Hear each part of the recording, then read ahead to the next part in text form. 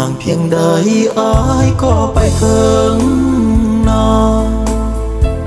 เพราะอยากพบนางเพราะความหักนางหนักหนาแต่เหตุใดน้อนางจึงหลบหน้า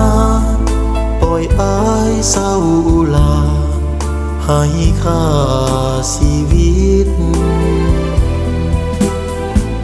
บุกป่าข้ามเขาอายก็อดสาไปโอ้หน้าน้อยใจเห็นนางหนีไกลให้คิดจวบจนบัดนี้ต้องทนเจ็บจิตเมื่อหู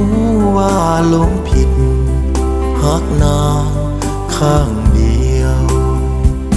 อายจนอยากหายหรือสั่วอย่างใดนางจึงได้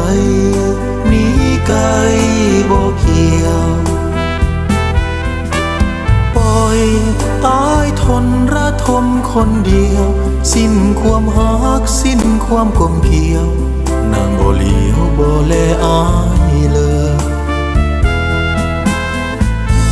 เมื่อนางบ่ฮักก็ควรเป็นมิตร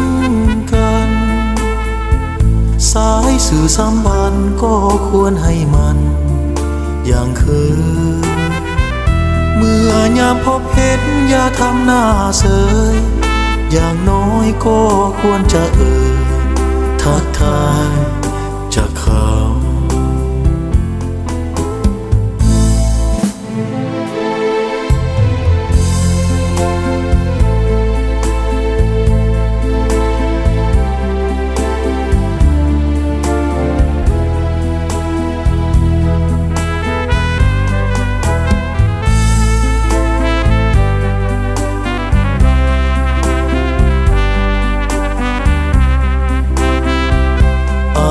จนอยากหาย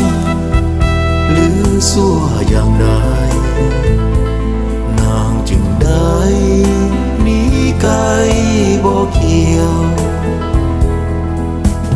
ปล่อย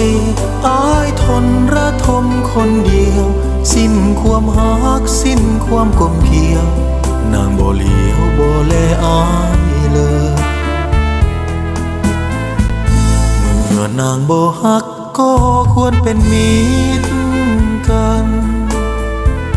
สายสื่อสัมพันธ์ก็ควรให้มันอย่างเคยเมื่อยามพบเห็นอย่าทำหน้าเสยอย่างน้อยก็ควรจะทักทายจากคำ